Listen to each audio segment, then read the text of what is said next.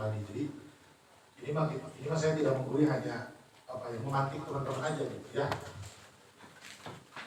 Oke, mulai. Tinggal ya.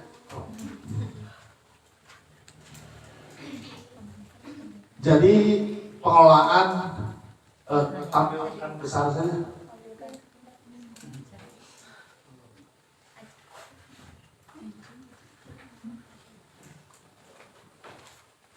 Jadi pengelolaan isu untuk, jadi sebelum kita menulis berita atau ini sambil duduk saya? Iya, nggak apa-apa. Ya? Tadi Kang Ana mungkin berdiri ya, saya duduk aja. Sebelum kita menulis berita itu sudah otomatis, biasanya sudah otomatis punya isu. Jadi ada dua faktor atau dua penyebab kenapa kita harus menulis berita hari itu untuk seorang jurnalis. Yang pertama itu hal yang lumrah, artinya tugas dari kantor. Jadi teman-teman mesti tahu ketika teman-teman menjadi wartawan nanti, jangan kaget kalau setiap hari itu pasti dicolek oleh redaksi untuk mengerjakan sesuatu. Itu mah sudah suatu hal yang harus dipenuhi dan tidak bisa dinegosiasikan. Tapi kita pun secara pribadi sebagai jurnalis itu tidak boleh kosong, tidak punya isu yang dipegang untuk kita garap hari ini. Tidak terlaksana hari ini, tapi isu itu harus kita pegang. Kenapa? Karena isu itu bisa berkaitan dengan tugas yang yang diberikan oleh kantor. Misal, saya hari ini ditugaskan untuk meliput situasi dan kondisi banjir Bandung Selatan misalkan. Ada orang Dayakolot? Balena, di mana Balenanya? Mana? Di mana Balenanya? Di Cipicung dekat rumah sakit Tawasa. Oh iya, parkirannya selalu kebanjiran ya? Betul kan? Jadi kebetulan des saya di Kompas itu saya ditugaskan liputan di Kabupaten Bandung. Jadi seluruh peristiwa yang terjadi di Kabupaten Bandung, baik itu politik, kriminal dan lain sebagainya, pemerintah itu tanggung jawab saya. Saya ambil contoh isu yang belum bisa kita tinggalkan, itu salah satunya adalah banjir Bandung Selatan. Tahu kan? Daerah Dayakolot, Boyong Soang, bahkan teman-teman kan sekarang sudah punya TikTok di sana dan lain sebagainya. Nah, itu penyebutan untuk banjir Bandung Selatan itu udah banyak tahun.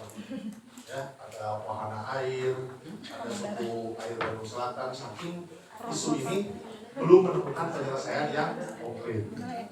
Nah, ketika hujan datang, otomatis saya ditugaskan oleh kantor.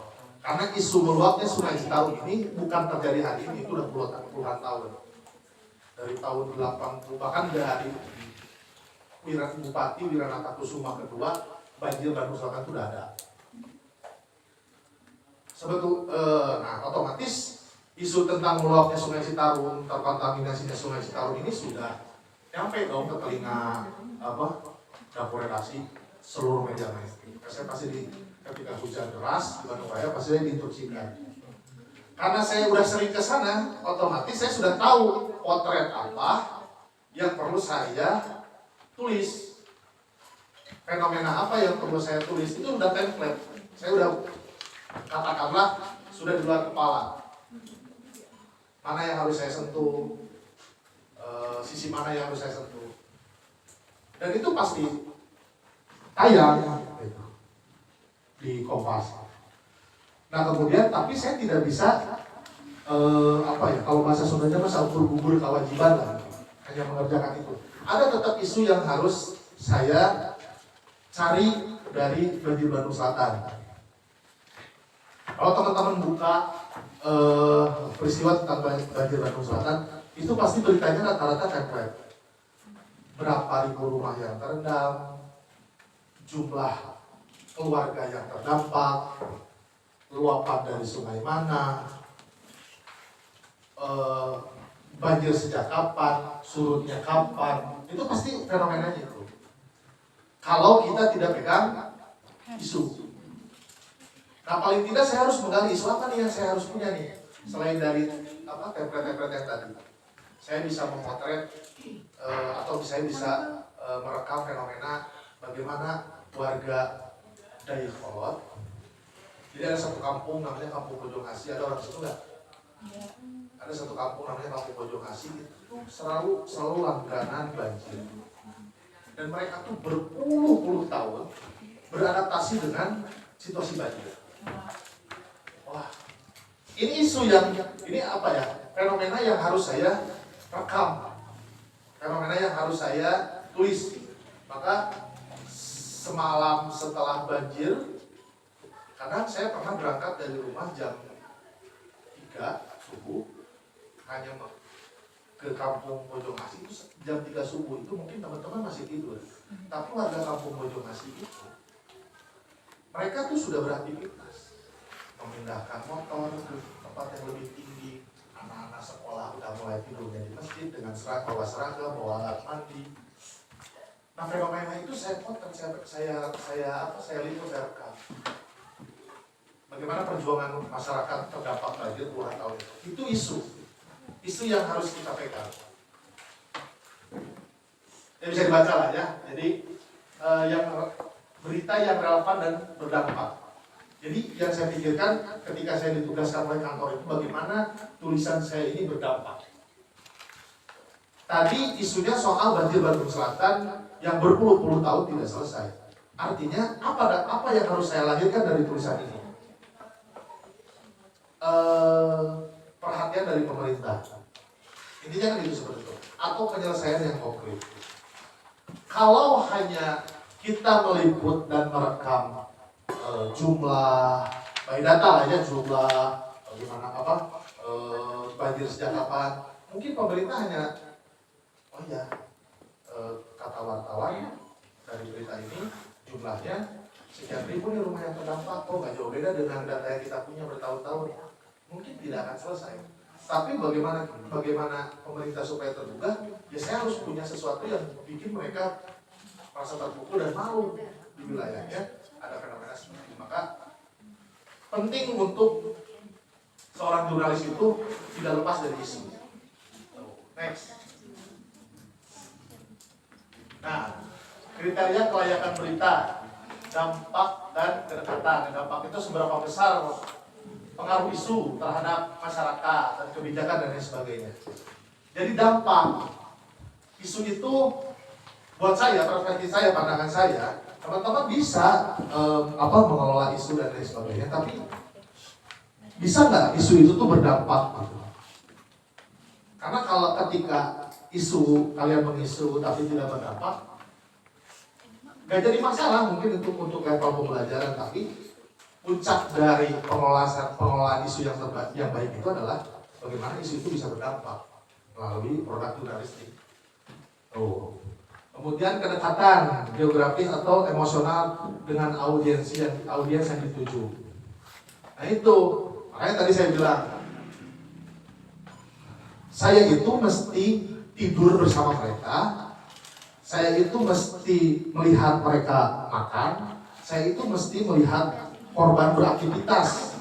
Supaya apa? Supaya potret dalam tulisan tugas saya hanya menulis berita. Supaya tulisan saya itu punya nyawa.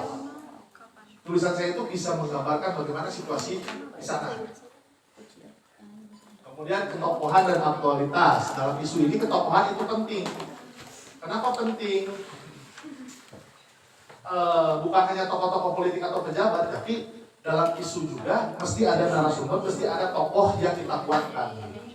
Misalkan tadi masalah di Bandung Selatan, saya memotret, saya merekam kegiatan seorang ibu yang dia itu tetap bangun jam 3, memindahkan barang-barang di lantai 1 ke lantai 2, kemudian dia tetap menyiapkan sarapan, padahal banjir itu seperut dia tetap seperti apa ya, seperti tidak terjadi apa-apa gitu, nyiapin sarapan buat suaminya bekerja.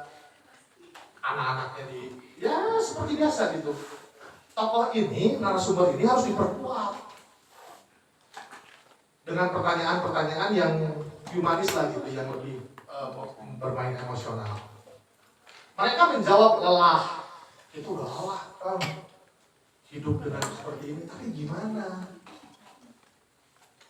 Belum ada solusi, ya mau tidak mau kita mesti beradaptasi. Jadi mereka beradaptasi dengan potret itu yang biasanya berdampak bagi pemerintah.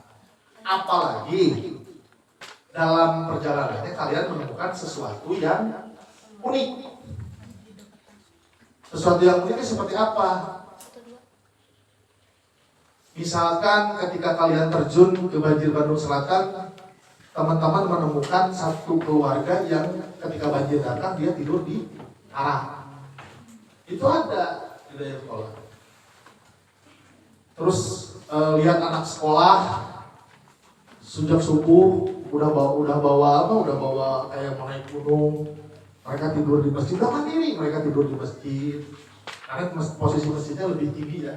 Mereka tidur di masjid, melanjutkan tidurnya bangun subuh, mandi, antri di kamar mandi masjid, dan kemudian mereka jalan. Dan mereka tidak merasa bahwa ini adalah masalah, kan itu yang jadi problem ya, ketika mereka didampak banyak persoalan dan mereka menganggap bahwa persoalan ini bukan masalah. Nah itu perlu dipotret dan itu butuh ketokohan. Kalau aktualitas ya pastilah sesuatu yang segar, sesuatu yang baru, yang tidak basi lah, itu perlu aktual. Kemudian ada konflik dan keunikan. Tadi keunikan saya sudah singgung bahwa dalam membuat sebuah pemberitaan atau mengelola isu itu, keunikan itu pasti secara natural kalian pasti tahu. Tinggal bagaimana kalian menganggap bahwa itu unik atau tidak. Nah konflik nih, konflik ini yang terkadang tidak terpotret oleh rekan-rekan jurnalis. Konflik ini mau seperti apa nanti ujungnya dan membawa dampak apa, baik pada jurnalisnya atau pada objeknya.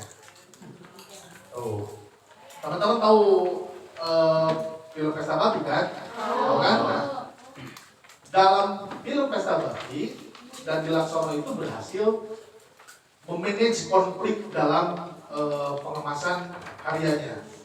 Dampaknya apa coba? Salah satu narasumbernya sekarang nonton nggak? Lumayan cinta. Nah, dianggap berbalik arah dari pembela pemerintah. Nah, teman-teman ketika tulisan teman-teman sudah bisa sampai seperti itu sesuatu yang tidak bisa dibayar. Apalagi berdampak. Sampai pemerintah turun mengubah sesuatu itu karena hanya masalah tulisan. Wow. Itu tuh sesuatu yang kalian dibayar beberapa miliar pun enggak. Ya saya merasakan gitu. Ketika apa yang saya tulis kemudian berdampak atau minimal menjadi isu di nasional, itu tuh lega. Oke, akhirnya saya berhasil minimal ada perhatian masyarakat atau pemerintah terhadap isu yang saya pikirkan, ide dari saya yang bukan siapa-siapa gitu. Itu tuh lega dan itu saya merasa itu adalah sesuatu yang buat saya punya value lebih lah. Next. Nah, siklus pengolahan isu di ruang redaksi ya. Ada agenda setting. Ini bisa digedein ya sedikit. Nah, ya. Jadi ada agenda setting, terus verifikasi awal dan lain sebagainya. Ini hal yang lumrah lah. Teman-teman kalau bikin berita dari bawah, pasti ke dapur redaksi itu ada penyuntingan. Tapi agenda setting itu penting. Jadi teman-teman di JP, mungkin teman-teman di Jurnal Pos udah gak asing lah dengan yang namanya agenda setting ya. Jadi agenda setting itu penting untuk menentukan satu satu proyeksi peliputan. Jadi agenda setting ini pasti dilakukan dan wajib dilakukan dan akan berhubungan dengan rapat redaksi lah, itu mah hal-hal yang lumrah ya. Tapi bagaimana agenda setting ini, kadang-kadang di agenda setting, di teman-teman yang sudah ada di level dapur redaksi ini kadang mesti dan wajib memikirkan dampak yang didapatkan oleh seorang jurnalisnya, terutama isu-isu yang sensitif. Kadang-kadang ada juga media yang tidak memikirkan nasib jurnalisnya ketika ada si jurnalisnya harus meliput sesuatu yang sensitif. Jadi kalau bisa, nanti kan teman-teman mungkin jodohnya menjadi wartawan atau di teman-teman yang di Jurnal Pos jadi wartawan di lapangan dan kemudian nanti di dapur redaksi, itu mesti memikirkan agenda setting itu bukan hanya untuk persoalan isu di lapangan, tapi nasib keselamatan seorang jurnalisnya juga harus dipikirkan. Karena kan itu tergantung isunya.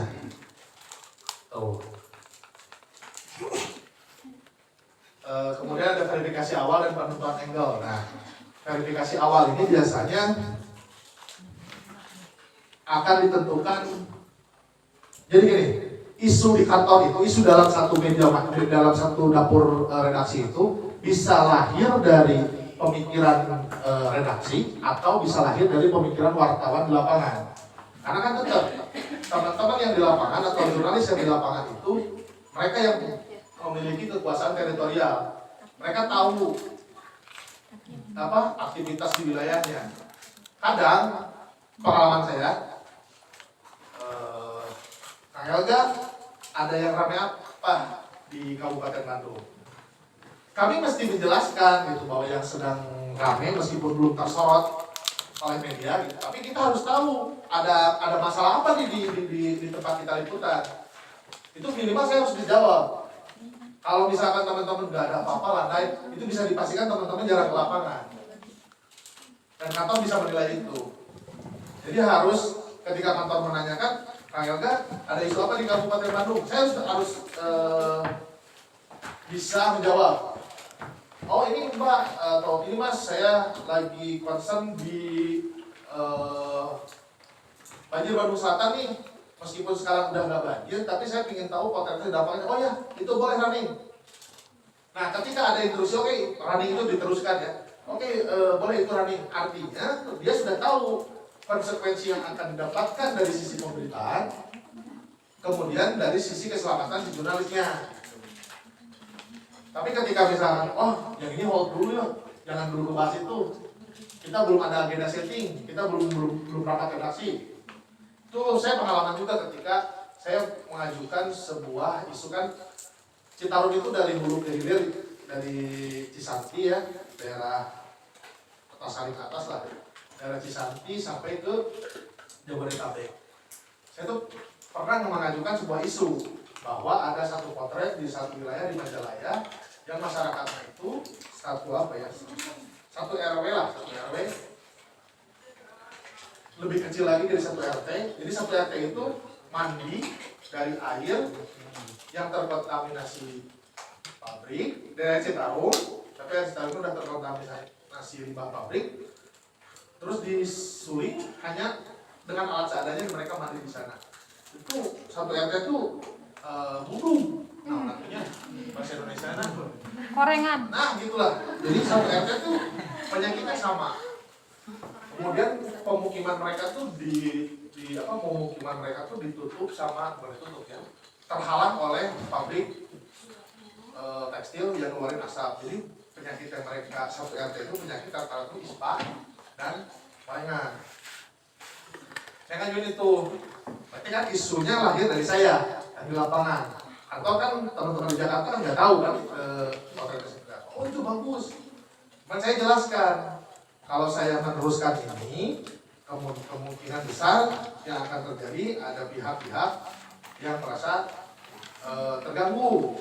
Pada saat itu ada Satgas Citarum Harum, tahu? Tahu nggak Satgas Citarum Harum? Enggak. Dikelola oleh siapa? Saya. Satgas Citarum Harum. Kodam Tiga Siliwangi, sementara. Saya dampak ini pasti bersinggungan dengan Kodam Tiga Siliwangi. Kemudian pabrik pasti akan marah. Pabrik biasa bermitra dengan ormas apa gitu. Nah, saya menanyakan ke kantor, keselamatan atau garansi kantor ketika saya diganggu apa? Oke, ya udah bla bla bla bla, tahapan hukumnya seperti ini nih. Oke, ketika saya udah yakin saya dilindungi maka saya gas. Tapi ketika tidak ada kesepakatan bahwa saya akan selamat, kita harus kembali berpikir bahwa tidak ada berita seharga nyawa. Waktu itu kantor saya gas, ini bagus isinya, terus saya garap satu titik, padahal saya punya isu atau punya proyeksi di kepala saya itu saya akan memotret kerusakan yang diakibatkan oleh Sungai Citarum, misalkan dampak dari limbah dari apa gitu, dari mulai hulu ke hilir. Hanya satu titik saja saya meliput di daerah Majalaya, ada orang Majalaya.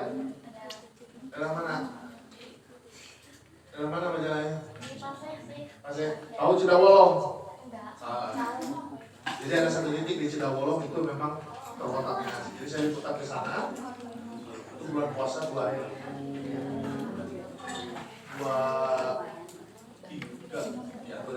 bulan puasa.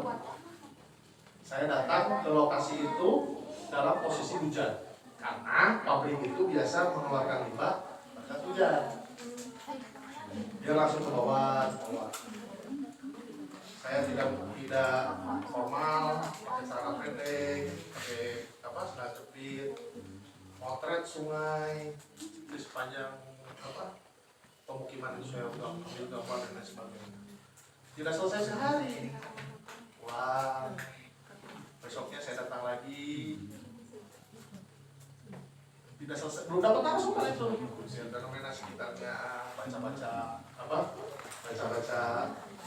lokasi. Nanti kalau saya tiba-tiba ini sama ormas saya harus saling kemana, itu saya baca-baca. Hari ketika saya main ke puskesmas, ada dialog, betul saya dapat data bahwa satu RT itu penyakitnya ini. Hari keempat saya boleh masuk ke pemukiman, izin dan lain sebagainya.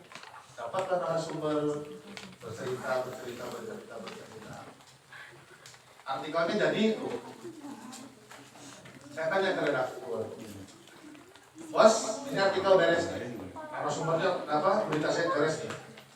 Apakah harus saya potong-potong jadi berbagai angle, otomatis tayangnya sehari satu? Kalau nggak salah waktu itu mungkin jadi 5 angle lah. Atau saya satuin semua, sehari itu beres. Jawab lah ya.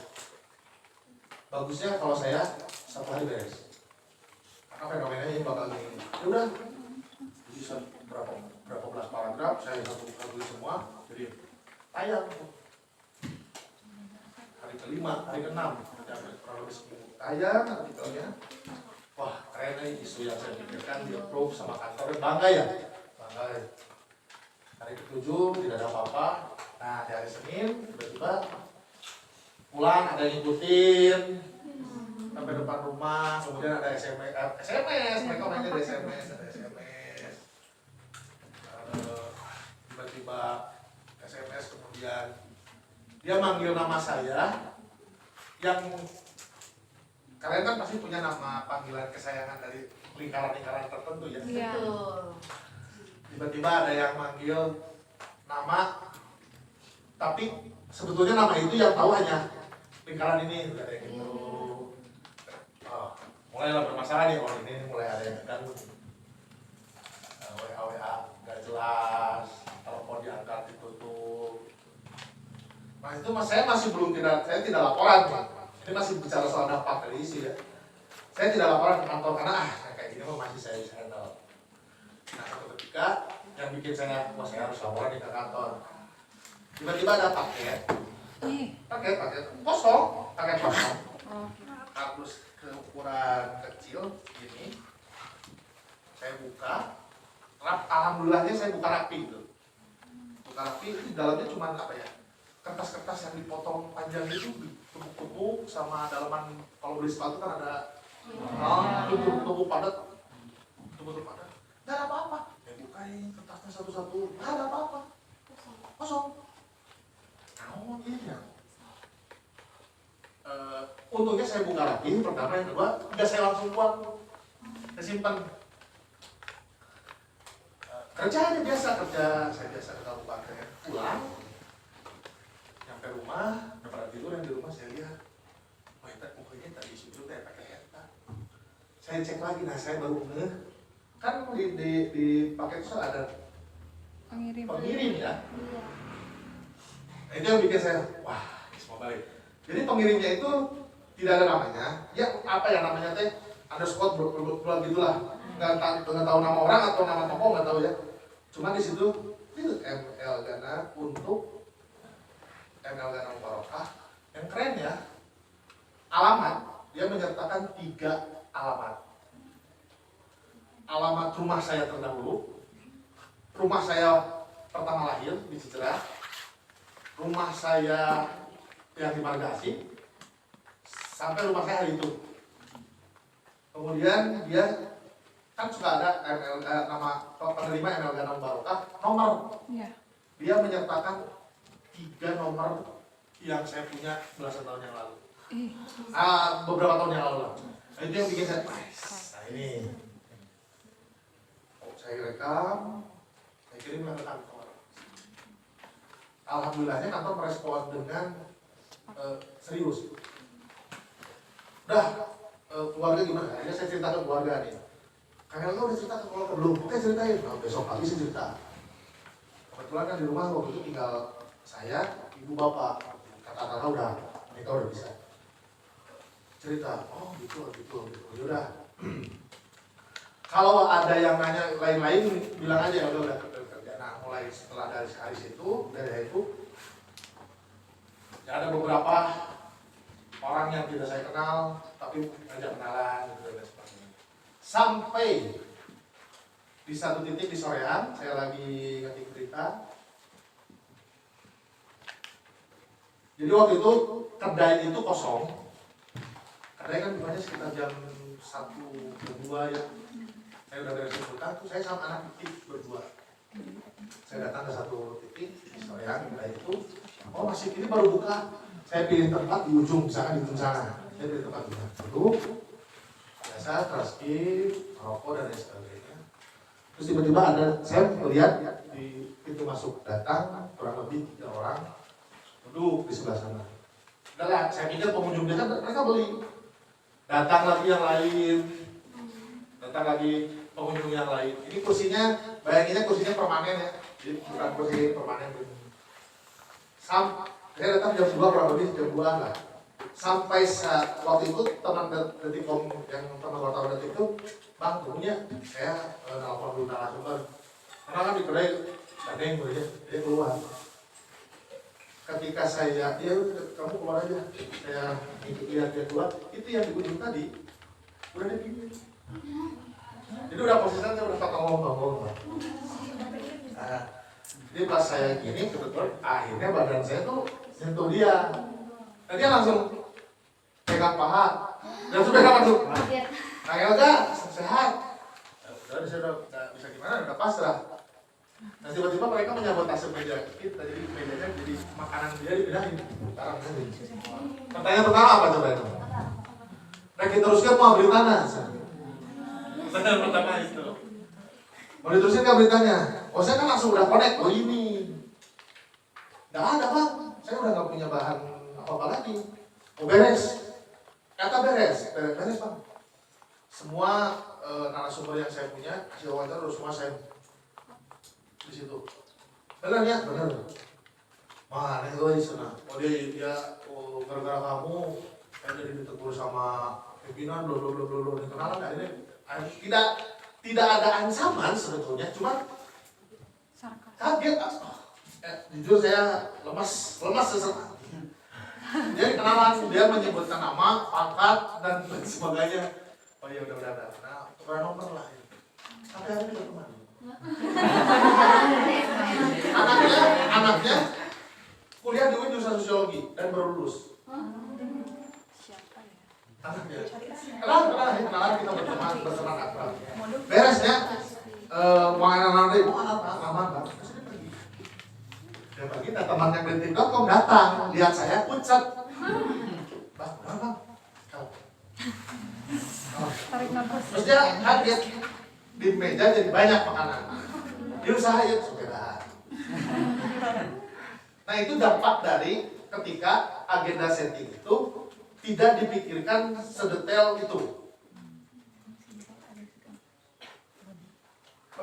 Sampai nanti penurunan angle. Jadi nggak bisa kita punya ide, kita punya isu, kita diskusikan dengan pihak kantor, kemudian kita secara pribadi menentukan angle. Enggak. Kalau sepengalaman saya nggak seperti itu. Setelah saya menemukan beberapa narasumber, saya diskusi lagi dengan kantor.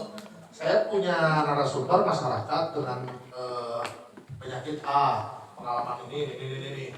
Saya ketemu dengan pihak puskesmas, bla bla bla bla bla. Saya ketemu dengan RT, RW, mencoba untuk mengendor pihak pabrik dan lain sebagainya. Dan bagusnya saya yang mana dulu? Coba Bang Elka bikin ini dulu, yang ini dulu. Akhirnya kan ada keterlibatan kantor di situ artinya kantor saya bertanggung jawab atas isu yang saya buat. Seperti itu. Next.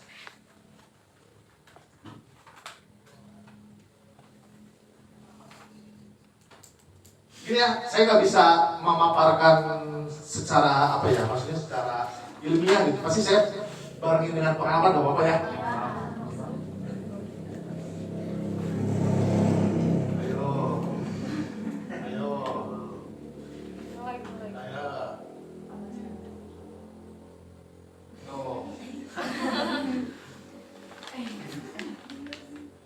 Dan ketika saya bikin berita itu, apakah saya kapok? Tidak.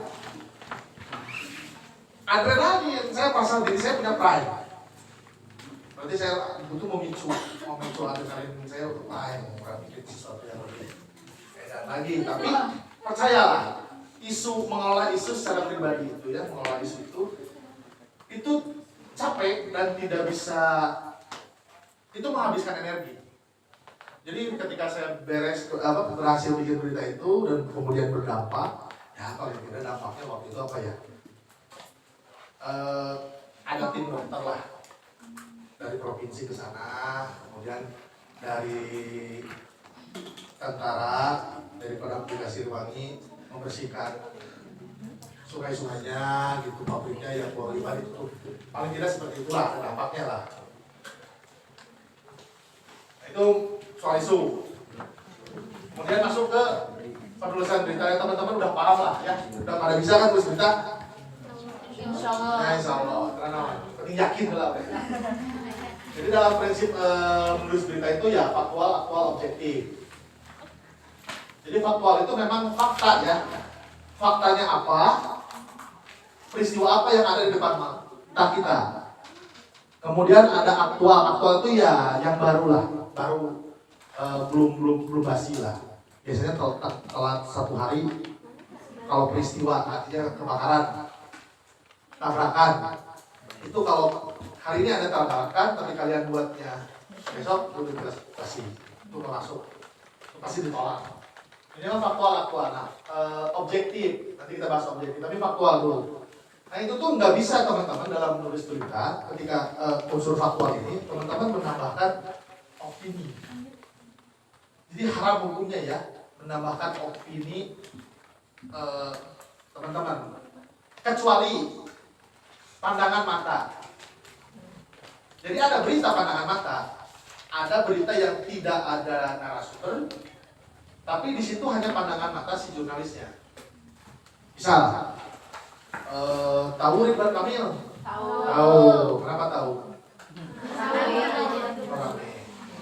Jadi waktu itu rumahnya Ridwan Kamil di Cigadung itu digeledah KPK.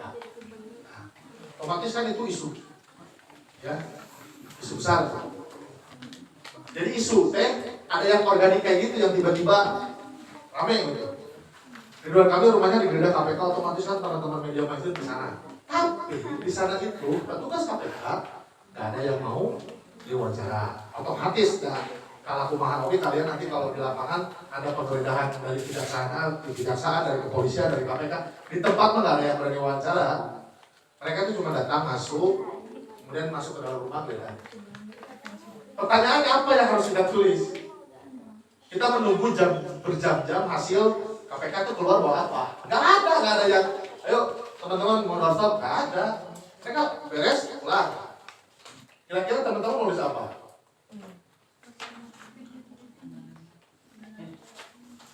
Ya kayak gimana pandangan mata teh?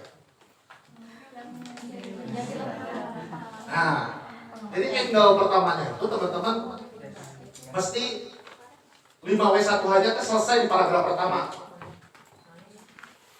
Rumah mantan Gubernur Jawa Barat Ridwan Kamil di Jalan Cigadung, Kota Bandung digeledah KPK hari Sabtu.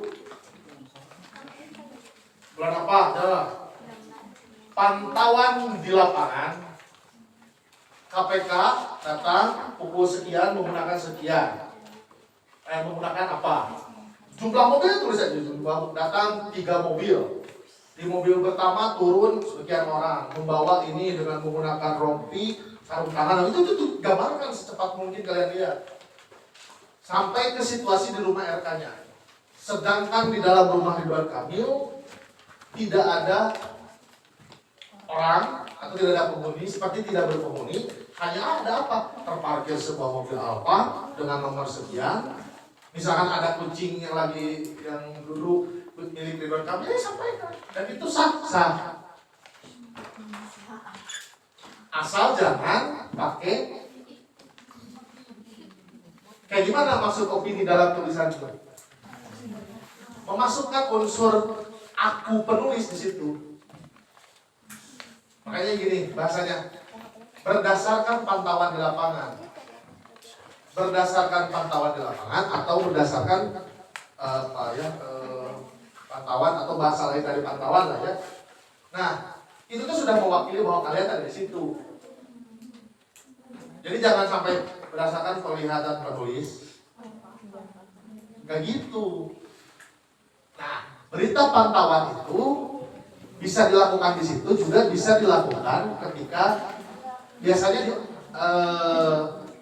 sesuatu peristiwa yang faktual tapi belum ada pemilik otoritas yang bisa menanggapi itu. Kemacetan.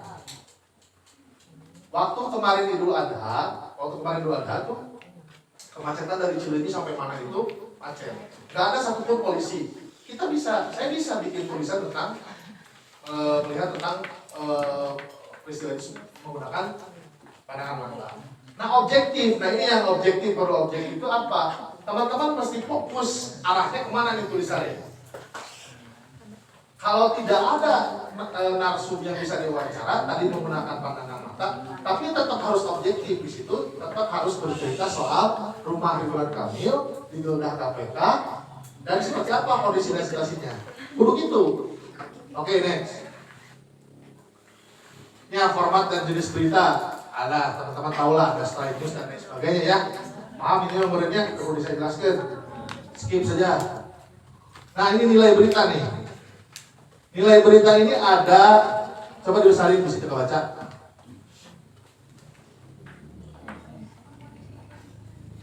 Ada banyak nih.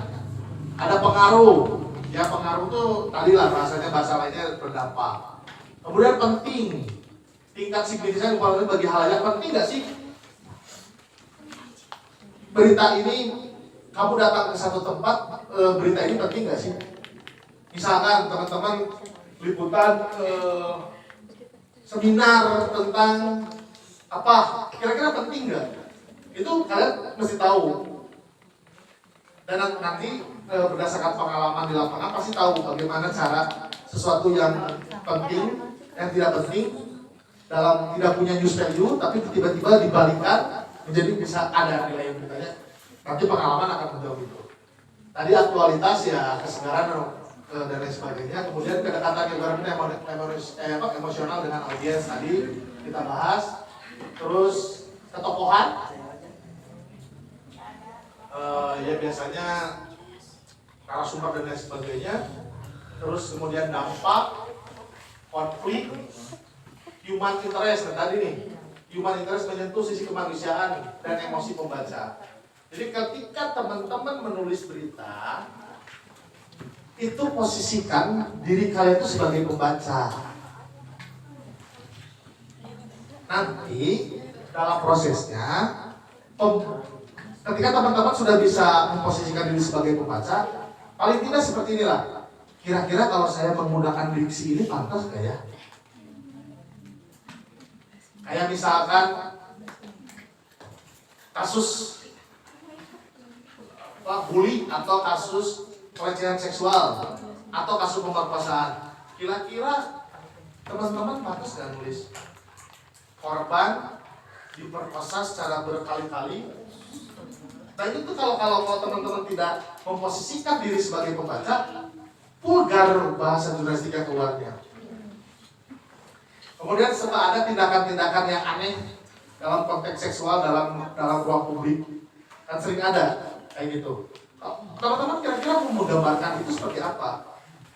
Kan ada bahasa ekshibsionis gitu ya, tindakan seperti itu gitu. Nah kalau teman-teman belum bisa memposisikan diri sebagai pembaca, saya yakin tulisannya akan sedikit berputar atau vulgar bahasanya yang digunakan. Kemudian keanehan, peristiwa langka, tidak biasa atau di luar biasa.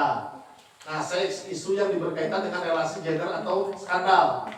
Jangan dianggap konteks yang lain-lain ya, tapi ini biasanya ada dalam topik-topik yang sifatnya itu skandal tokoh atau peristiwa. Kemudian ada tren, topik yang sedang viral atau menjadi perbincangan publik terkini. Nah, dulu tuh nilai berita tidak melibatkan tren. Tapi karena perkembangan zaman, adanya sosial media dan lain sebagainya, maka tren dimasukkan. Jadi teman-teman mesti tahu, tugas seorang wartawan hari ini itu bertambah. Ya. Kami itu punya tugas disebut tugas wajib? Tidak. Tapi itu merepotkan. Apa? Meluruskan sesuatu yang ada di Instagram, di TikTok, di Facebook, dan di X. Mereka yang punya akun Instagram itu info, itu tuh mereka tidak menguasai. Ya jelas mereka tidak paham kerja jurnalistik. Kemudian mereka tuh ya jelas bahasanya. Dan kita tuh sering meluruskan itu. Sering. Dan saya tuh jengkel ketika ada postingan di Instagram viral. Bahwa udah berapa kali saya cek lokasi, ternyata peristiwanya tidak seperti itu. Banyak sekali. Makanya tren dimasukkan dalam nilai berita ya salah satu faktor penyebabnya itu. Oke, next. Masih ada nggak? Nah, penguatan opini. Nah, kenapa opini saya masukkan? Ini karena beberapa hal si teman-teman di JP ini banyak sekali produktif dalam persoalan opini. Nah, persoalan opini itu bukan kategori berita. Karena opini itu pendapat kalian tentang sesuatu. Ya. Artinya ada sifat kebebasan di situ. Ya, dalam menulis opini kalian mau menuliskan tentang apa. Tapi mesti dibarengi dengan ini riset data empiris. Kemudian ada kutipan ahli atau otoritatif. Nah, riset dan ada lagi logika kausalitas lah. Nah, jadi riset ini penting dalam membuat opini supaya apa? Opini kita itu kerangkanya nggak kemana-mana, lurus. Risetnya penting itu. Misalkan teman-teman bikin tulisan tentang ospek jurusan yang semi militer, kalian tidak setuju dengan itu. Risetnya seperti apa? Teman-teman melakukan riset seperti apa? Apakah teman-teman sudah mewawancarai orang yang sudah mengikuti itu? Kemudian dibuatkan kuesioner, kemudian kuesionernya itu dilemparkan kemana, diterbitkan di mana, sehingga bisa dipertanggungjawabkan. Itu pentingnya riset dalam sebuah opini. Dan dalam opini itu penting melibatkan sebuah kasus. Contoh kasus, potret kasus untuk penyeimbang dan penguat tulisan kita, opini kita. Nah, ini tuh terkait kutipan ahli atau pemilik otoritas kemudian logika itu setelah di posisi riset itu kuat. Ketika risetnya beres, kalian mau menyertakan kutipan ahli itu lebih keren. Kemudian kan bangun argumen secara logis itu paling ini tuh logika kausalitas ini hanya untuk apa ya? Supaya gaya tulisan teman-teman teh enak dibaca dan lain sebagainya, sebetulnya lebih ke pembaca menikmatinya seperti apa. Jadi riset itu penting dalam membuat opini. Kemudian apakah riset itu penting dalam membuat berita? Apakah riset itu penting dalam mengelola isu? Penting. Riset itu kecil-kecilan. Bisa kecil-kecilan, bisa besar. Itu. Next. Nah, ini kan ada mata kuliah wawancara ya. Belum ada. Oh, ya so kan tuh. Nah, riset penting, pengelolaan isu penting dalam apa? Dalam prawawancara. Misalkan teman-teman kalau sempat itu wawancara, misalkan ditugaskan oleh redaksi untuk mewawancarai seorang guru besar di UIN Bandung. Nah, teman-teman harus cari tahu profilnya seperti apa. Itu riset dasar lah, cari tahu profilnya seperti apa. Dulu dia bersekolah di mana, minimal apa namanya? CV-nya tahu lah. Itu prawawancara latar belakang. Siapkan pertanyaan secara sistematis. Nah, kalau dulu awal-awal saya jadi wartawan, saya mau wawancarai si A. Saya cari profilnya, kemudian saya menyiapkan beberapa pertanyaan yang saya ingat-ingat. Kesini, apa ya, pengalaman ini dulu di lapangan. Pertanyaan itu akan lahir dari jawaban si narasumber. Jadi saya udah jarang lagi menyiapkan pertanyaan karena saya udah tahu lah gitu istilahnya. Oh nanti saya mulai Pak, bagaimana soal proses pembangunan sekolah rakyat di Ciwidey? Oh iya, sekolah rakyat itu bla bla bla. Nah dari ketika dia menjawab, oke, saya bisa perhatian ini selesai. Pertanyaan selanjutnya lahir dari jawaban si narasumber. Itu perlu apa ya? Perlu latihan lah itu mah. Tapi untuk pertama kali ya saya juga sama menyiapkan pertanyaan-pertanyaan seputar si tokoh itu. Nah kemudian saat wawancara nih, ingat teman-teman sekarang kan udah eranya serba cepat, terus teman-teman segala dimudahkan dalam persoalan komunikasi. Hubungi dulu narasumber dengan bahasa yang enak ya. Assalamualaikum lah atau selamat siang dan sebagainya. Kenalkan diri kalian siapa, kebutuhan saya untuk menghubungi Anda itu apa. Nah biasanya teman-teman itu lupa akan ini, memperkenalkan diri. Ini penting karena ada gini ya, pengalaman saya di lapangan itu ketika mau wawancara itu ada berbanyak orang. Ada yang orang senang diwawancara secara langsung, namanya doorstop, langsung tanpa harus assalamualaikum. Ada yang harus dijanjian dulu. Ada yang perlu kita ketemu dulu dong Kak, karena kita kan tak kenal kata saya. Wawancaranya nanti hari apa? Ada yang seperti itu. Nah untuk pembelajaran pertama, teman-teman mesti sowan dengan baik. Nih, saya punya junior. Ya berarti senior saya. Jadi wartawan baru. Itu bad attitude-nya. Bukan hanya soal wawancara, tapi soal hubungan sesama jurnalis. Teman-teman, attitude itu penting dalam profesi jurnalis. Ada budaya-budaya yang tidak tertulis di lingkungan teman-teman pers. Kalau teman-teman jadi wartawan di Jakarta dan jadi wartawan di Bandung itu beda. Kalau di Bandung itu budayanya nongkrong. Kalau di Jakarta kalian kerja. Jadi kalau teman-teman jadi wartawan di Jakarta dan punya sifat individualis cocok. Buat wartawan-wartawan di Jakarta itu berteman itu sekian, nomor sekian. Tapi buat teman-teman di Bandung Raya, justru pertemanan nomor satu karena jejaring itu terbangun di situ. punya nomor wali kota Bandung nggak? Apakah kamu berani ketika kamu jadi wartawan tiba-tiba nanya nomor wali kota ke wali kotanya? Tidak. Nggak akan. Dapat dari mana? Dari sesama wartawan.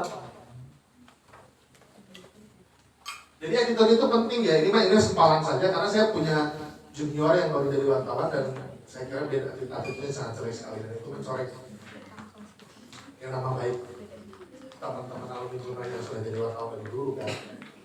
Nah saat wawancara ini ingat sopan ya, kenapa asor lah bahasa Sunda nama. Sopan itu nomor penting. Pastikan teman-teman kudu bisa menyesuaikan gaya, menyesuaikan pakaian. Kan enaknya jadi wartawan teh kerja ke kantoran, ya di lapangan, berbagai jenis manusia di sana. Dandanan nggak terlalu dipikirkan, tapi apakah dandanan tidak terlalu dipikirkan? Nggak juga, masa kalian mau ketemu pimpinan daerah celananya sobek, ya nggak? Yang rambutnya panjang masa nggak diikat, kan nggak kayak gitu juga. Kenapa? Karena akan berpengaruh pada mood si narasumber. Itu bete. Apalagi teman-teman yang suka telat ya, hati. Teman-teman udah ngejanjiin nih ke pimpinan daerah, bupati atau wali kota, saya mau wawancara. Dia jawab jam 10, jangan jam 10 ini ya. Jam 8 tuh sudah nyampe. Prinsip saya kalau dengan narasumber, lebih baik saya nunggu lebih lama daripada saya kesiangan. Itu tuh penting. Kemudian jangan, ini mah teknis lah ya. Ingat ketika mulai wawancara itu tetap pandang matanya. Kalau narasumbernya gini, jangan tiba-tiba kalian ikutin. Enggak. Di situ posisinya, di situ tuh kamu yang butuh, bukan dia. Beda ceritanya kalau panggil Ustaz Anu dari media Anu, orang yang diwawancara itu beda. Itu. Jadi posisikan kalian yang butuh. Jadi sopan satu tetap harus dijaga. Kalau dia ngerokok atuh, ada bapaknya tengah rokok, ini perlu dibaturan wae ayo tengah rokok, baru saya berani merokok. Sekarang pun saya ngerokok pada dia, duh ke tempat saya ngerokok. Ya. Tapi kalau dia hanya tidak mau mulai saya nggak. Nanti lambat laun dari pengalaman, teman-teman bakal tahu apakah dia itu senang diwawancara atau tidak oleh kamu secara individu. Itu dari gerak-gerik tangan, bakal tahu. Dan kamu juga akan tahu kapan saya harus berhenti. Karena saya udah tahu dia gak enak sama saya. Itu bakal terasa. Kuncinya apa? Tetaplah merendah karena kamu yang butuh. Kuasai dirimu karena akan ada ego dalam wawancara itu, dalam proses wawancara itu ada ego. Ini wartawan coba di Kompas. Sieun mana mau diburak-burak. Pasti ada ego sektoral seperti itu ada. Itu egois apa ya? Manusiawi. Tapi ketika kalian bisa menaklukkan diri kalian bisa membaca gitu. Hanya dalam waktu. Kalau orang enak dengan wawancara dengan kita, dalam kurun waktu 3 menit dia sudah mengeluarkan informasi yang kita inginkan. Tapi kalau dia tidak berkenan dan dia tidak mau, tapi hanya terpaksa, prolognya panjang itu. Dan akhir-akhirnya akan tidak enak. Nah saya udah tahu ketika saya harus mentok ini udah tahu. Nah pasca wawancara ya teman-teman tahu lah harus mentranskrip beritanya, kemudian memilah-milah mana yang harus dijadikan angle utama. Next. Nah ini hambatan dan ya narasumber defensif. Nah jadi ini langsung ya off the record dan background. Jadi defensif itu tadi tergantung wawancara itu kayak apa ya? Persetujuan mau atau tidaknya itu tergantung dalam isu yang diantarkan. Saya mau wawancara tentang anu. Trik saya, misalkan saya nanya Bupati Bandung, janjian dengan Bupati, saya ingin mewawancara situasi yang sensitif. Apakah saya harus menyampaikan langsung? Kalau kamu menyampaikan langsung pasti ditolak. Oh ini Pak, wawancara ini Pak soal kalian dulu lah. Nanti setelah ketemu, tanya hal yang tidak penting baru masuk ke hal yang kita mau. Menghindari apa? Menghindari dia yang sifat narasumber itu pasti defensif. Karena bisa jadi menyentuh kehidupannya atau menyentuh sesuatu dalam kehidupannya. Nah, ini yang perlu kalian teman-teman harus tahu, off the record. Ya, kesepakatan dalam wawancara. Kang, saya mau diwawancara sama Anda, tapi tolong inisialkan nama saya atau ganti nama saya. Nah itu teman-teman nggak bisa ngelarang, itu udah ada di kode etik itu. Kang, saya mau diwawancara sama Anda, tapi tolong jangan beritahu siapapun di mana kita wawancara. Itu penting. Bisa dipahami? No, next. Nah, terima kasih. Sisanya banyak soal. Oke, teman-teman, boleh tepuk tangan dulu. Terima kasih Bapak atas pemaparannya yang sangat menarik dan bermanfaat. Tadi juga dijelaskan mengenai kondisi di lapangan itu bagaimana.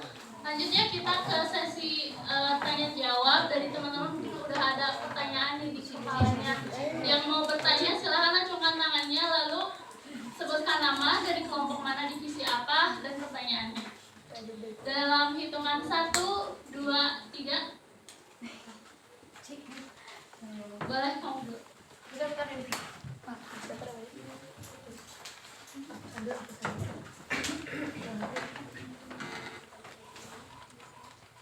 Baik, terima kasih. Perkenalkan, saya Ina Cynthia Bella dari divisi online 1. Di sini saya akan bertanya tadi mengenai materi penentuan angle. Nah, bagaimana sih Bapak cara menentukan angle agar fokusnya tuh unik dan bisa membedakan dengan berita lain gitu.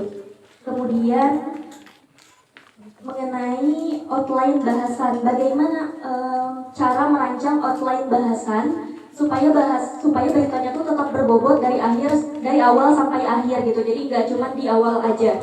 Kemudian mengenai agenda setting. Nah, tadi kan sempat dijelaskan bahwasannya jurnalis dengan media itu sempat ada kesepakatan dahulu sebelum akhirnya menentukan Jurnalis dan media. dan media tempat bekerja. Tempat bekerja itu ada iya, kesepakatan dulu gitu. Saya aman nggak meliput berita ini gitu. Nah, berarti sebelum jurnalis meliput berita yang mungkin dirasa membahayakan nyawanya itu sudah ada garansi perlindungan dari media tempat jurnalis itu bekerja. Nah, lantas bagaimana dengan jurnalis yang pernah atau banyak sekali jurnalis yang menjadi korban gitu? Apakah itu artinya media itu mengontrol apa yang kita tonton gitu? Jadi memang sudah alurnya seperti itu gitu. Terima kasih. Wah, keren banget nih pertanyaannya. Kamu langsung dijawab apa ditampung dulu? Jawab aja ya. Boleh, Ustaz. Jadi yang pertama tadi soal agenda setting. Ya. Oh, menentukan angle yang menarik. Yang menarik bagi siapa dulu? Bagi pembaca. Nah, tadi sempat disinggung. Ketika kamu ingin menentukan angle yang menarik untuk pembaca, berarti posisikan dirimu sebagai pembaca. Memposisikan dirimu sebagai pembaca itu apakah bisa diukur? Apa tolak ukurnya? Seberapa banyak teman-teman baca berita? Saya bertanya, masih adakah yang baca berita? Coba yang update, kamu baca berita di mana? Aku baca berita di Tempo. Tempo, oke. Ternyata apa? Langganan berarti Tempo? Oh enggak. Cuma baca di Instagram? Nah, kan? Ya, yang lain ada nggak yang buka website dan baca semua? Kalau hot topic ya. Jarang atau enggak? Jarang berarti masih buka. Sampai tamat atau tidak? Dalin aja. Oh. Jadi teman-teman, memposisikan diri sebagai pembaca itu bukan untuk menikmati diksi kata yang ada di sana, hanya mendapatkan informasi. Kan gini, kalau sekarang media itu sudah bertransportasi bukan hanya sebagai media yang memberikan direct informasi ke publik, tapi mereka juga sudah bertransportasi jadi ingin memberikan dampak gitu. Makanya ada tulisan-tulisan dengan interestnya. Bagi jurnalis-jurnalis yang awal, bagaimana menentukan angle itu enak dibaca oleh ya otomatis oleh publik. Satu, posisikan dirimu sebagai pembaca. Yang kedua, kuasai isu yang kalian mau ambil, mau pilih itu. Jadi gini, ketika teman-teman misalkan di kampus pers mahasiswa misalkan atau JP, so kamu mau nulis apa hari ini? Sesuatu yang bisa kamu jangkau dan bisa kamu pertanggungjawabkan, itu dulu tahapannya. Jangan kalian punya isu yang hooknya luar biasa, tapi kalian kebingungan mengemasnya. Jadi belajar itu tetap harus sesuai dengan anak tangga dari yang terendah ke yang tinggi. Jadi teman-teman, aduh saya ingin nulis soal pelecehan seksual di kampus misalkan. Tapi teman-teman harus mulainya dari mana nih pelecehan di kampus? Apakah berita itu akan selesai hari ini? Kan tidak juga. Itu sudah gede. Makanya teman-teman harus bahasa menguasai diri, menganggap diri sebagai pembaca itu juga harus mengukur diri. Nanti kalau teman-teman, saya mau meliput soal fenomena pencurian sendal aja di masjid Win, kalau pakainya bikin kayaknya terjangkau kan? Nah maka ketika kalian menemukan narasumber minimal 3 atau 5 narasumber, teman-teman tuh bakal menemukan angle mana yang bagus ya, hooknya mana ini yang enak. Tapi ketika teman-teman punya isu yang hebat, bukan artinya saya tidak mengapresiasi, saya sangat mengapresiasi gitu teman-teman punya ide dan gagasan yang tinggi. Tapi persoalannya balik lagi bagaimana teman-teman mengambil itu. Tuh, jadi harus jelas memposisikan diri kalian sebagai pembaca, tapi teman-teman juga harus menguasai isu yang kalian mau, sehingga bisa terjawab secara struktur baik dari produk jurnalistiknya, kemudian ketika terjadi gugatan, teman-teman bisa mempertanggungjawabkan secara empiris dan ilmiah. Gitu. Pertanyaan selanjutnya teh mengenai agenda setting. agenda setting.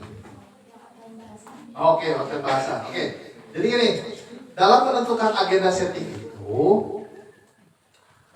sebetulnya kalau yang agak ribetnya tuh gini, agenda setting tuh hanya ada kalau yang biasa-biasa saja ya, yuk kita rapat redaksi pada umumnya. Kamu ini redaksi berdasarkan hasil rapat menentukan beberapa isu yang akan kita bahas selama 1 minggu ke depan. Oke, kamu reporter bagian meliput bagian bagian pemerintahannya si anu. Umumnya seperti itu. Tapi agenda setting yang buat saya serius tanda kutip itu dalam rapat membicarakan juga soal ketika nanti wartawan yang A ditugaskan mewawancarai narasumber yang mikro atau masyarakat. Nah nanti kan beberapa hari kemudian kita respon tuh, tunggu pemerintah. Artinya respon pemerintah nanti seperti apa?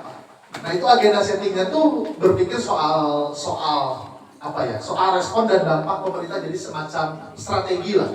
Sampai tadi ke tahap nasib si jurnalisnya, tadi kan disinggung di pertanyaan selanjutnya. Apakah karena agenda setting ini akan berdampak ke situ?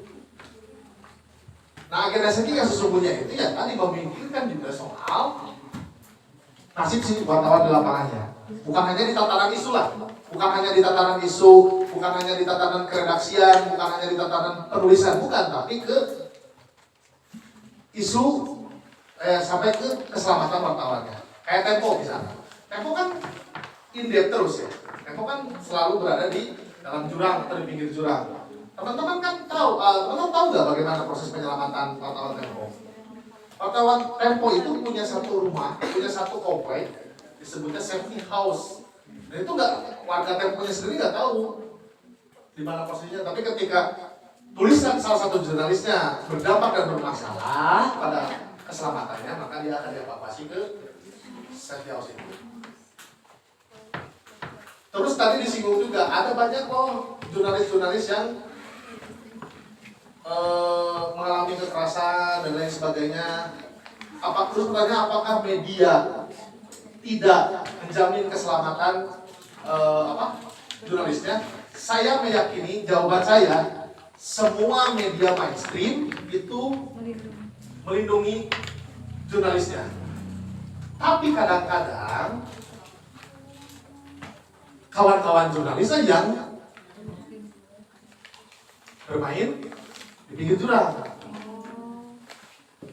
Tadi saya bilang ada ekosektoral nih. Makanya tidak ada berita harganya itu bukan hanya sebatas itu. Tapi teman-teman juga mesti tahu nanti, nah ini apa ya, persoalannya dilatih di lapangan gitu. Nanti juga teman-teman bakal tahu, liputan ini mah kayaknya akan berdampaknya nanti ke sini. Kalau kira-kira kantor kita menyatakan bahwa ini tidak ada news value-nya dan ini hanya memenuhi hasrat pribadi, saran saya berhenti di situ. Itu bisa dipahami kan? Paham? Cukup? Bagaimana cukup?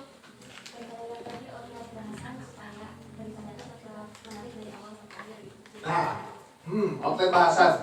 Ya tadi teman-teman kan mesti tahu. Jadi kalau secara teorinya kan ada lead-nya mau menggunakan yang mana, what, when, dan lain sebagainya. Tapi yang paling ideal itu proses dalam penentuan outline itu, ingat jangan terpatok di judul. Jangan terpatok di judul. Teman-teman, permasalahan dari menulis berita awal itu selalu terpatok di judul dan outline itu selalu terperangkap dalam isu. Misalkan tadi isu pelecehan seksual, teman-teman itu bakal terpatok pada peristiwa. Aku mau cari korban, lama, susah. Jangan terpatok kasih, tapi outline yang harus kalian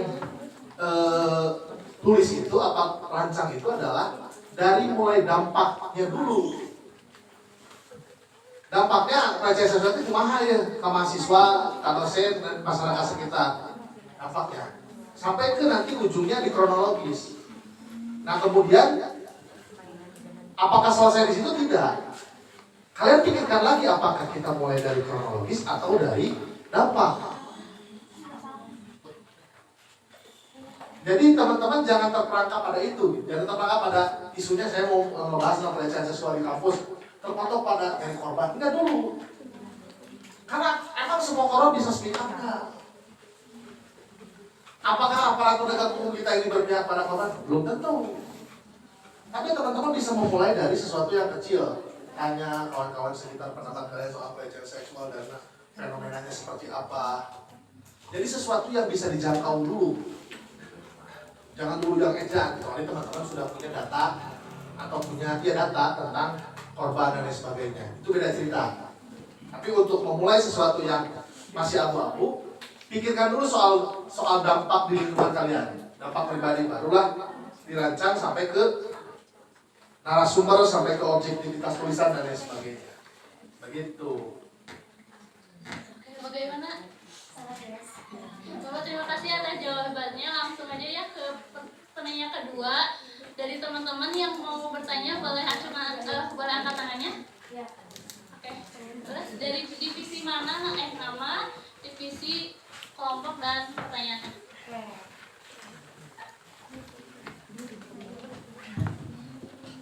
Sebelumnya izin perkenalkan, saya Amalia Rahliza dari kelompok The Online 2. Mau bertanya mengenai kan kalau misalkan seorang jurnalis itu mengangkat satu isu gitu ya, terus si isunya tuh di-up di media. Nah kan kalau misalkan sebuah isu itu sampai di-up di media itu kan sudah melewati beberapa tahap. Nah terus gimana kalau misalkan ketika setelah berita itu di-up, lalu ada keluarga dari narasumber itu yang membantah berita tersebut, misal kayak saya meliput tentang ini, misalkan meliput tentang di daerah Cilengkrang ini tuh korupsi air, misalkan korupsi uang daerah Cilengra misalnya gitu. Nah terus tapi si berita yang aku ambil isunya tuh udah di-up sama dia, berarti kan itu udah melalui beberapa tahap sampai di-up itu. Nah terus setelah beberapa hari keluarga dari Ine tuh membantah gitu, kayak Ine tuh nggak kayak gini gini. Nah sedangkan kan audiens nggak tahu kan itu tuh apakah sebuah pembelaan dari keluarga saja atau seperti apa. Nah lalu bagaimana sikap seorang jurnalis itu terhadap apa sih namanya? Ya, bantahan itu. Harus bersikap seperti apa? Ya, terima kasih ya Amalia. Pertanyaan selanjutnya lah biar nanti sekarang jawab. Boleh yang mau bertanya? Kamu? Perkenalkan nama dari kelompok mana dan pertanyaannya. Perkenalkan, nama saya Sari Rufansa dari divisi online 1. Di sini saya akan bertanya tentang saat kita wawancara, kita sudah menghubungi si narasumber, tapi pas kita sampai di lapangan ternyata si narasumber itu tidak mau diwawancara, malah dilempar-lempar gitu. Kayak contohnya kayak kalau di seminar itu ke panitia dari ketua pelaksana dilempar ke steering komit, dilempar-lempar, kan kita tuh sebagai jurnalis merasa tidak dihargai ya. Nah itu kan baru di area kampus gitu, bagaimana kalau kita di area warga gitu, di area masyarakat gitu, Ruang yang lain. ruang yang lain, bagaimana kita menanggapi hal itu, kita ambil si beritanya atau mending kita jangan ambil aja gitu. Kumpul aja narasumbernya. Oke. Ada lagi nggak? Cukup, terima kasih. Oke, saya jawab yang awal. Jadi intinya pertanyaannya mah kalian bikin berita, ya kan? Tiba-tiba besoknya ada yang menanggapi bahwa sosok yang kalian beritakan itu tidak seperti itu. Sikap kamu seperti apa? Jawaban sih udah lempeng saja. Kenapa?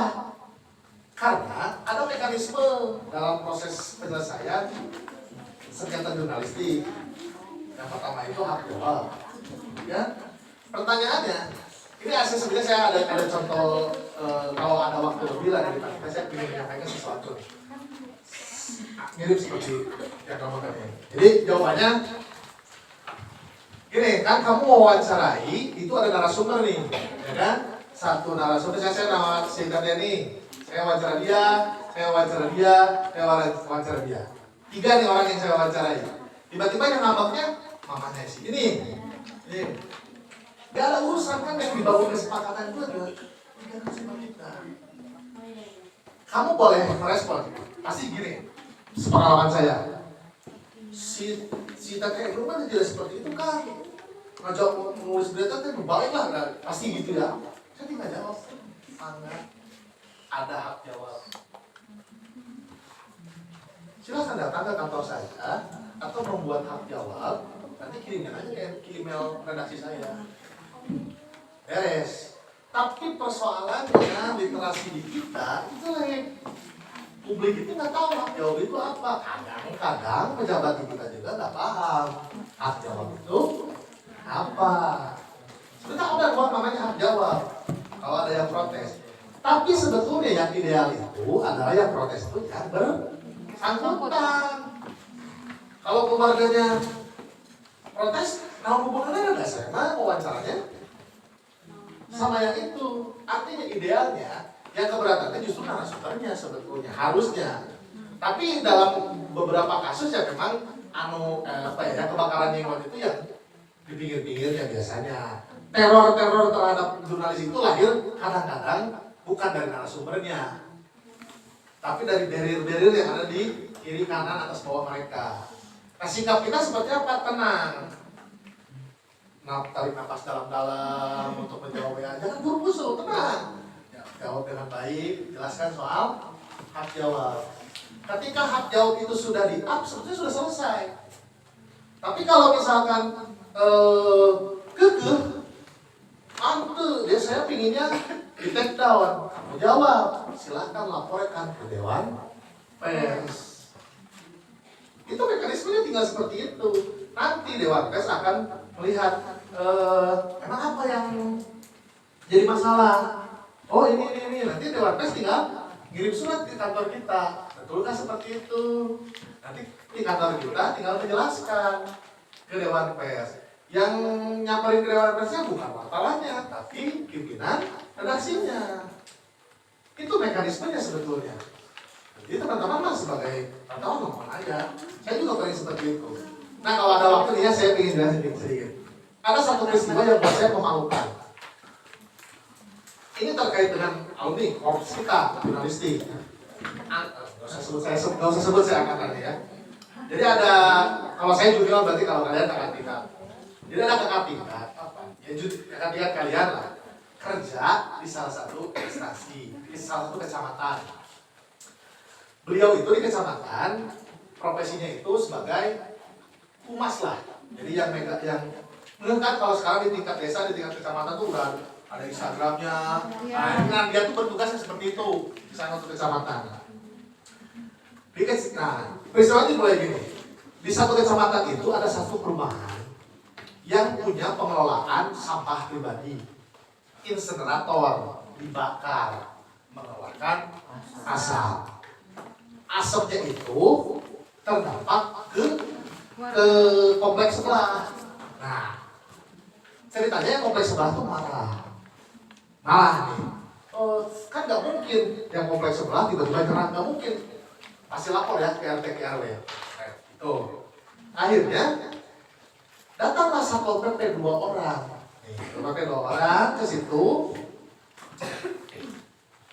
Tidak ada konflik deh ya, tidak ada ya udah. Satpol PP melaporkan ke si junior yang kerja, yang anak jurnalistik yang kerja di kecamatan itu 2 kalimat. Ya, ini sidak terkait pengelolaan sampah yang ada di komplek itu. Asapnya emang berdampak. Dia nggak ada di lokasi kan? Tiba-tiba dia bikin sebuah narasi di Instagram kecamatan itu.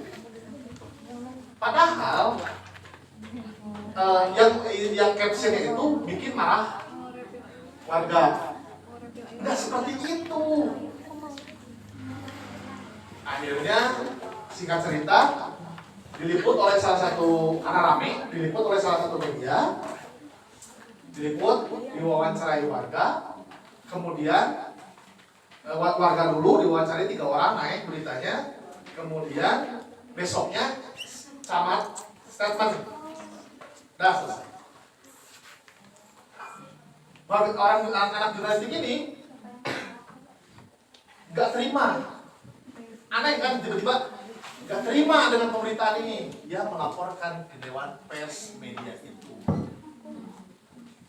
dengan tuduhan media ini tidak kredibel dalam pemberitaan, merugikan warga dan lain sebagainya. Dewan Pers mengirim surat ke media tersebut. Yang akhirnya ujung ceritanya dibuatlah audiensi. Saya hadir di situ. Kalau saya profesional, meskipun dia junior saya, meskipun dia senior saya, tapi kalau dia goblok ya goblok. Saya hadir di situ. Saya tanya, Anda, dia akrab. Dari mulai dia masuk ke kampus sampai dia lulus, dia akrab sekali sama saya. Tapi hari itu saya harus profesional. Saya tanya, keberatan Anda apa? Ini pemberitaan. Tidak beriman. Kamu baca nggak beritanya? Baca. Yang mana? Dia hanya baca yang wawancara warga. Tapi dia tidak baca statement dari camat. Bahasanya tidak cover both side. Saya tahu kan situ.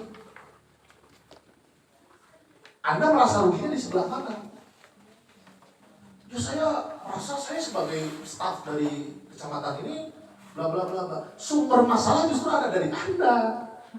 Anda tidak datang ke lapangan sebagai humas dari kecamatan, kemudian Anda hanya dikirimin 2 paragraf membuat narasi yang tidak. Sumber masalah dari mana? Humas. Dari Anda kan? Bilang gitu. Yang kedua, udah dibaca jawaban dari Dewan Pers terkait masalah ini. Jawaban dari Dewan Pers itu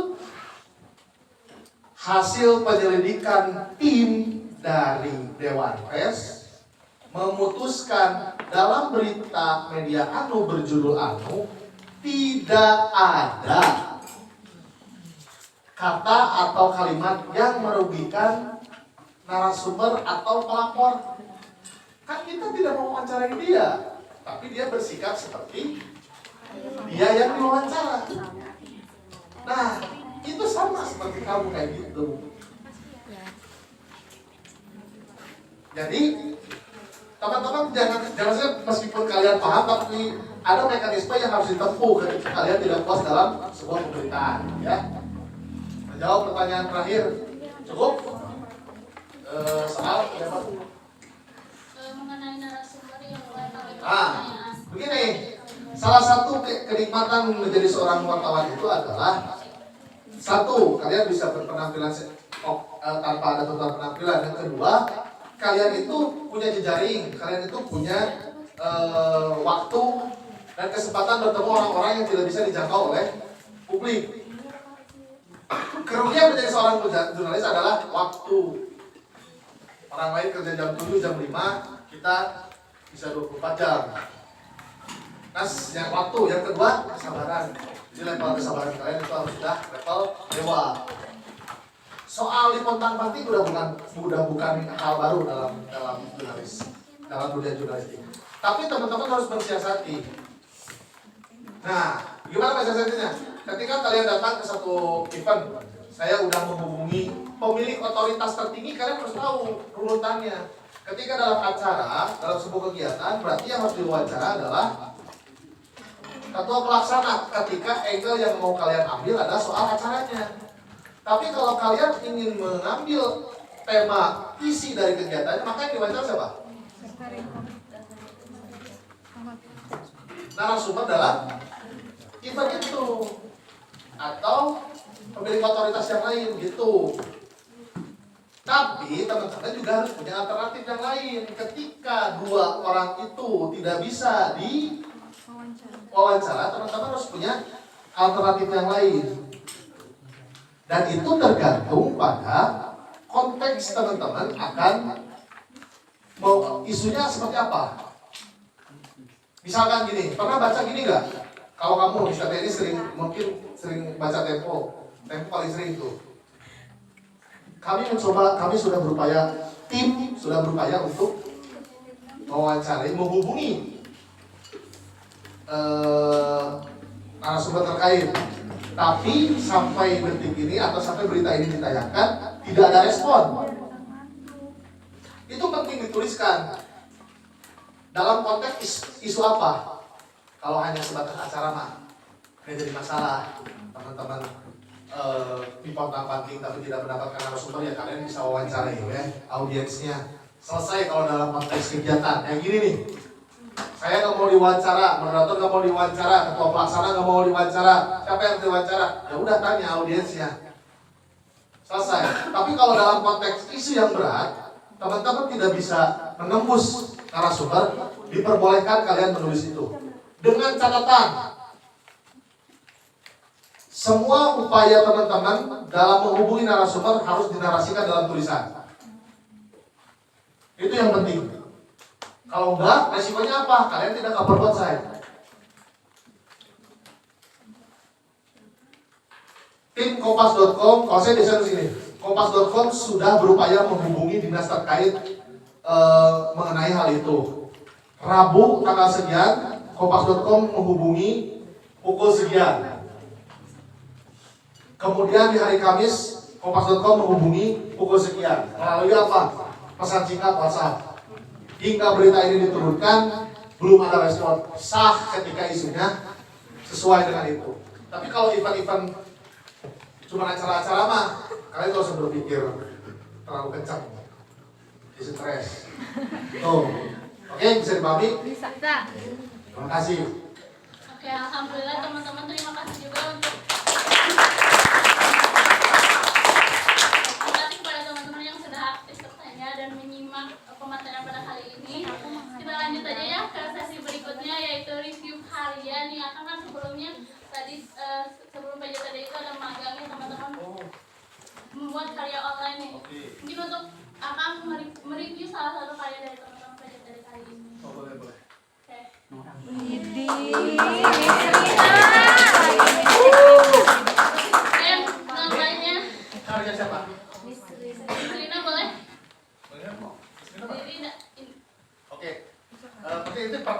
hasil perorangan? Perorangan. Boleh di sini ke depan untuk menjelaskan karyanya.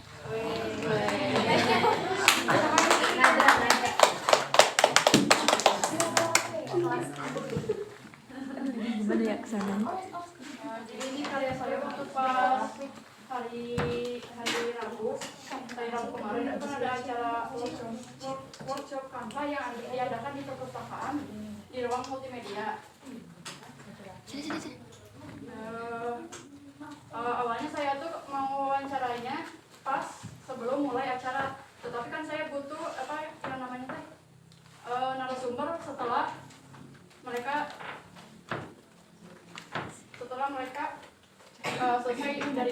selesai workshopnya.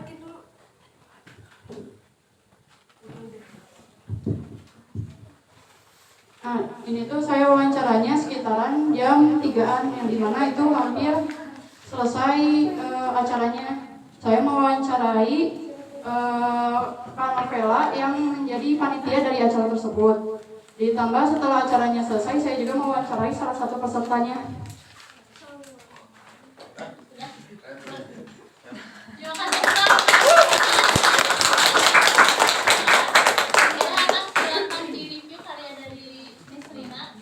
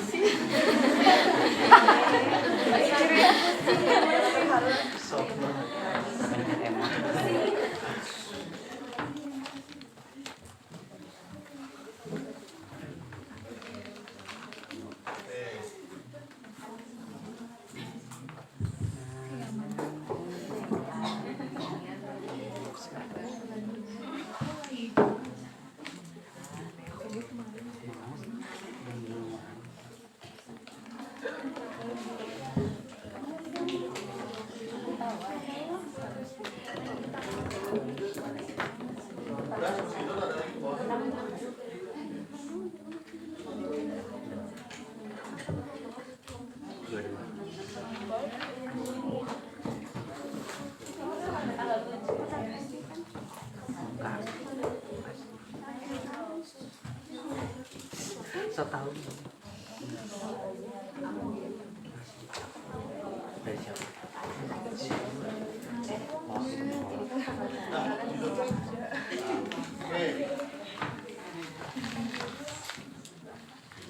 Satu yang di Malah nih Serina menit panjang.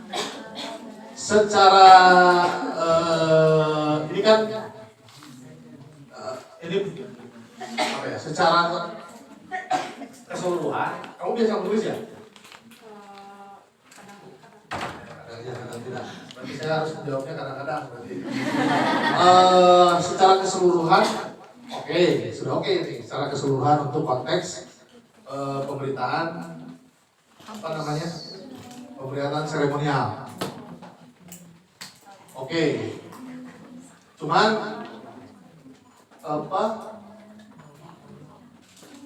Ada yang sedikit boros dalam penempatan. Ini kan tanggal. Di atas sudah ada Rabu. Rabu tanggal 3 bulan 6 2026. Idealnya sih di bawah, nggak usah dikutip lagi, nggak usah ditulis lagi. Canva adalah salah satu soft skill yang diperlukan saat ini. Banyak orang ujar Novela. Rabu saja sudah sah. Atau ini kamu Rabu siang, misalkan tulis aja Rabu siang. Ketika penempatan tanggal itu sudah kamu pakai di awal. Nah, paling ini itu yang pertama. Kemudian ini banyak agak sedikit sering kata ganti narasumbernya kayak novelanya terlalu sering disebut. Tapi kan it's okay, cuman si pembacanya capek aja gitu. Jadi bisa jadi kamu pakai aja dia atau iya. Jadi kalau kamu biasa menggunakan dia, ya udah dia aja.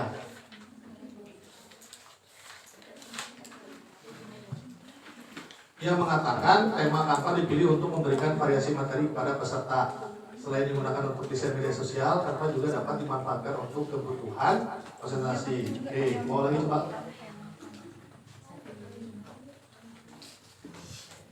Nah, ini sah. Oke, sah. Tapi bagusnya ditambah lagi satu narasumber dari audiens. Itu kenapa saya punya pandangan atau perspektif itu biar betul-betul bahwa Canva ini emang dibutuhkan dan betul dianggap sebuah soft skill. Ini kan ini kan menjadi gambling karena yang diwawancarai panitia dia, Novela itu panitia. Nah, panitia itu kan sifatnya sudah pasti gitu bahwa dia meyakini bahwa si Canva ini sebagai soft skill. Tapi kan audiensnya yang harus digali lebih dalam. Apakah betul si Canva ini menjadi soft skill? Nah, saya kira kamu kurang menambahkan dua lagi narasumber. Nah, kemudian ke depan kalau kamu nulis event kayak gini, biasakan jangan terlalu hard spelling gitu, lebih soft lagi. Softnya seperti apa? Panitia itu di akhir. Nah, jadi brand itu, anggaplah panitia itu sebuah brand itu di akhir. Tapi dampak yang di atas. Kan tadi si audiens ini diwawancara untuk diyakinkan atau meyakinkan publik bahwa Canva itu sebuah soft skill. Kamu wawancari 3 dengan sudut pandang yang berbeda, tapi dijadikan angle utama. Panitia itu di bawah. Kalau ini jadi sifatnya terlalu seremonial ini mah. Jadi biasakan nanti ke depan kalau menulis berita atau ditugaskan meliput berita yang seremonial, kedepankan dulu soal dampaknya. Artinya ketika bicara soal dampak, audiensnya dulu yang dijadikan sorotan utama. Karena panitia sudah pasti mengetahui isi dari kegiatan. Gitu. Selebihnya untuk struktur dan lain sebagainya udah oke. Struktur dan sebagainya. Hanya tadi soal keterangan waktu, kemudian kata ganti dari narasumbernya. Itu aja mungkin. Ya teman-teman,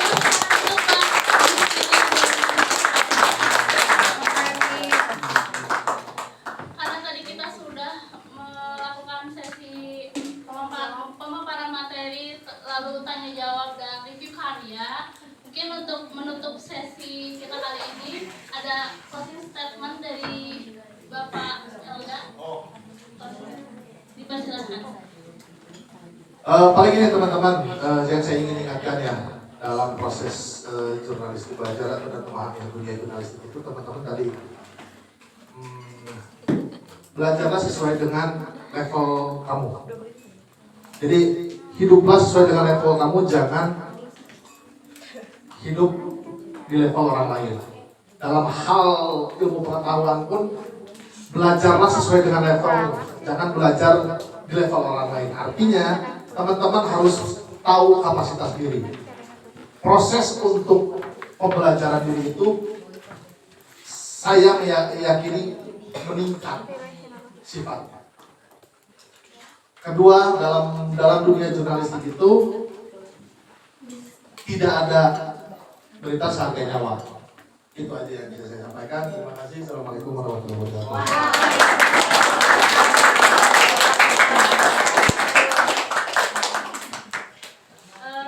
Untuk terakhir di sini saya akan membacakan kesimpulannya dari pematerian kali ini. Dapat disimpulkan bahwa proses jurnalistik dimulai dari pengolahan isu, penulisan berita yang faktual, aktual, dan objektif, serta didukung oleh data dengan sumber yang kredibel.